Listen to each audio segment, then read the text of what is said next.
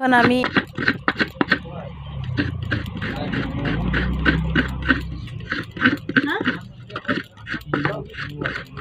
সবজিটা কেটে দাও না, ফুলকপিটা আর আলুগুলো ঠিক যেরকম ধরো ওই রাতের জন্য কাটো সেইভাবে কাটবে ছোট ছোট করে।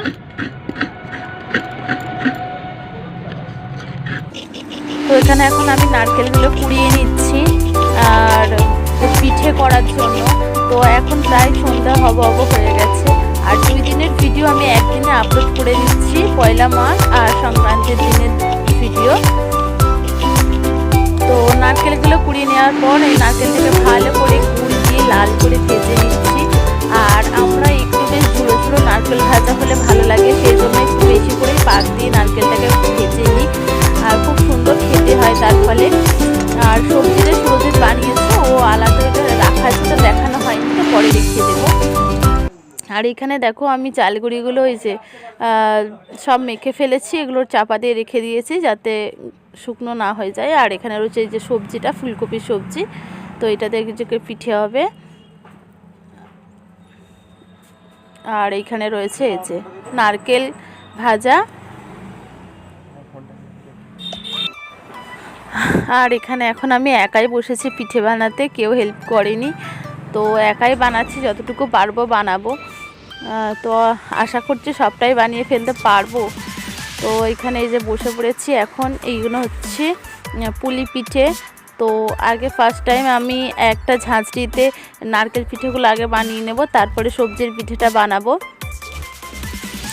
আর একটা পিঠের একটা ছাঁচ কিনেছিলাম, মানে মোল, তো সেই মোলটাতে খুব একটা ভালো হচ্ছে না, সেই জন্য আমি সমস্ত পিঠেগুলো হাতেই বানিয়েছি। একটা চেষ্টা করেছিলাম মোলেতে ফেলে করার জন্য, কিন্তু অনেক দেরিও হচ্ছে আর অতটা ভালো হচ্ছে না মোড়টা। তাহলে যদি মোড়টা ভালো না হয় তাহলে পিঠেগুলো ফেটে যাবে, আর সেই জন্য আমি হাতেই বানাচ্ছি। আর মোটামুটি অনেকগুলো বানানো হয়ে গেলে তারপরে আমি ঝাঁঝরিতে সমস্ত কিছু সাজিয়ে নেব।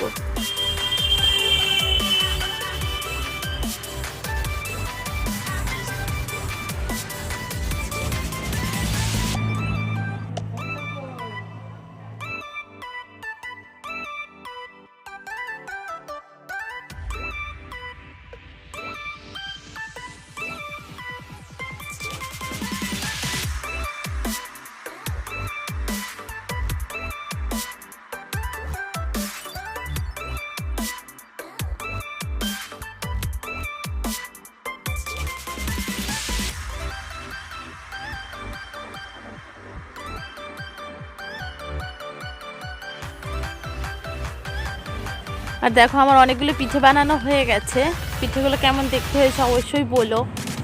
আমি খুব একটা সুন্দর বানাতে পারি না, তবুও যেমন পারি, দেখছো পিঠেগুলো।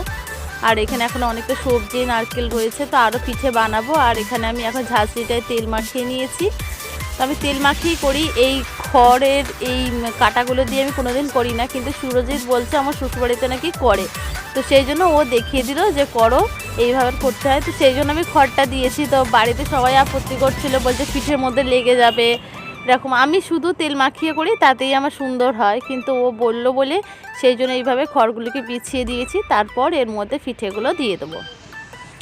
তো দেখো একে একে আমি পিঠেগুলো দিয়ে দিচ্ছি, আর এর মধ্যে পিঠেগুলো পুরো সাজিয়ে নিই, তারপর তোমাদের দেখাচ্ছি।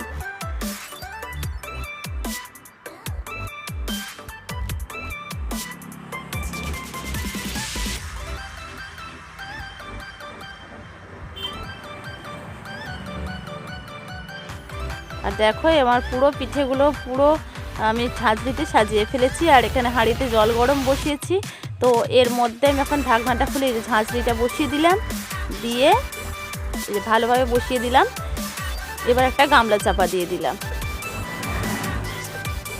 এত গুঁড়ি তোদের আজকে শেষ হয়ে যাবে? ভিডিও করব। এটা হচ্ছে পরের দিন আমার ভাইরা সব গুঁড়ি দেখো কত কিনেছে, তো এই গুঁড়িগুলো এখন ওরা সবাই ওড়াতে যাবে। তো আমার বিছানাটা ভর্তি ঘুড়ি রেখে দিয়েছে, অনেকক্ষণ ধরে সরাতে বলছে, কিছুতেই সরাবে না ওরা ঘুড়িগুলো, বলতে আমরা নিয়ে যাব তারপর। আর এইখানে দেখো সুতো লাটাই, আরও অনেক লাটাই আছে, সুতো আছে, সেগুলো সব এদিক সেদিক পড়ে আছে। আর এইগুলো আমার বিছানাতে রেখে দিয়েছে, আর আমার ঠাকুমা সব গুছিয়ে গুছিয়ে ওদের ঘুড়ির ওপর তুলে দিচ্ছে, কারণ আমার মেয়েটা সুতোগুলো নিয়ে ঘাঁটছে, পাশে বসে আছে। এই না এইগুলো ফিতে দিয়েছে এই ঘুড়িগুলো। তো আমাদের এখানে ঘুড়ি উৎসব হয়, মানে কি বলে প্রচুর ঘুড়ি ওড়ে, প্রচুর ঘুড়ি ওড়ায় ওরা।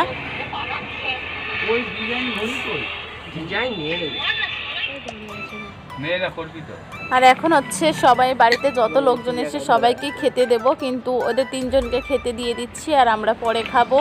আরও সবাই আছে। আর নয় আর নয় ওটা বেশি করে লে ভাই, সাদা সাদা ভাত খাও। বেগুন ভাজা, বেগুন ভাজা না আলু ভাজা? আলু ভাজা, পটল ভাজা।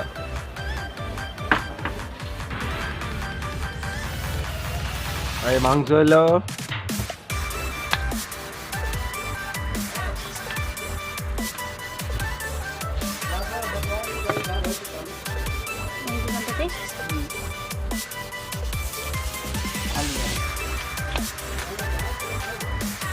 তোমার লাগলে বলবি, আমি কাউকে কিছু দেখে দিচ্ছি না। আলু আর ঝোল দেখি দেখতে হবে। আমরা দেখছি আলু আর ঝোল আর কিছু খাবি না? মাংসটা দেখবি?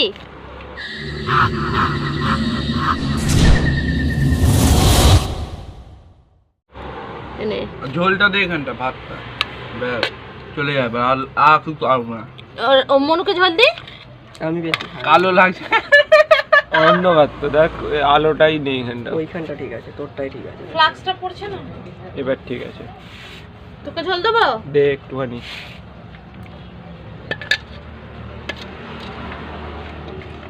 মাংস দে, আলু দে। আলু না, মাংস দে খালি, ভালো হবে।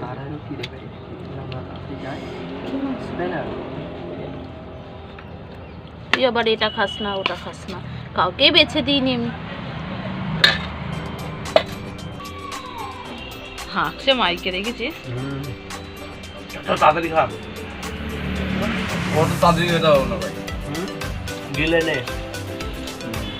তোরা যে কি চান টান হবে না নাকি তোদের? চান আজকে চলে গেল আমাদের সূর্যের আলো, চান দেখা যাবে।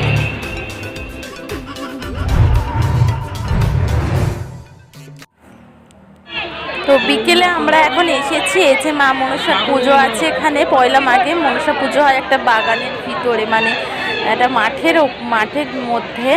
তো এইটা অনেক বড় পুজো হয়। আমরা পুজোটার অনেকটা পরে এসেছি, সেই জন্য অনেকটা ভিড় কমে গেছে, আর একটু দেরি হয়ে গেছে। বাড়িতে যেহেতু লোকজন ছিল, সমস্ত কাজ মেটাতে একটু লেট হয়ে গেছে। তো তোমাদের সঙ্গে পুজোটা শেয়ার করছি। এই যে আমার মেয়ে,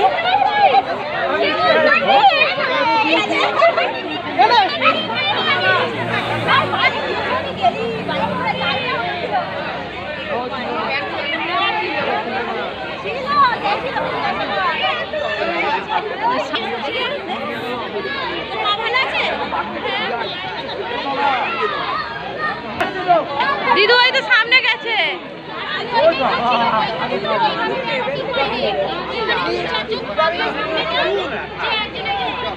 বাচ্চাটা দেখো, 20 টাকা। হ্যাঁ দেখো এই যে সেটা তো ওই 15 টাকা হবে তো। তুমি নিছিস তো? আমি তো নিছি। তুই দিদি ওই গাড়ি টোটো মতই বাচ্চাটা বসে আছে, ওই গাড়িটা দেখি একবার। কটা এই না এইখানে লাখ লাখ।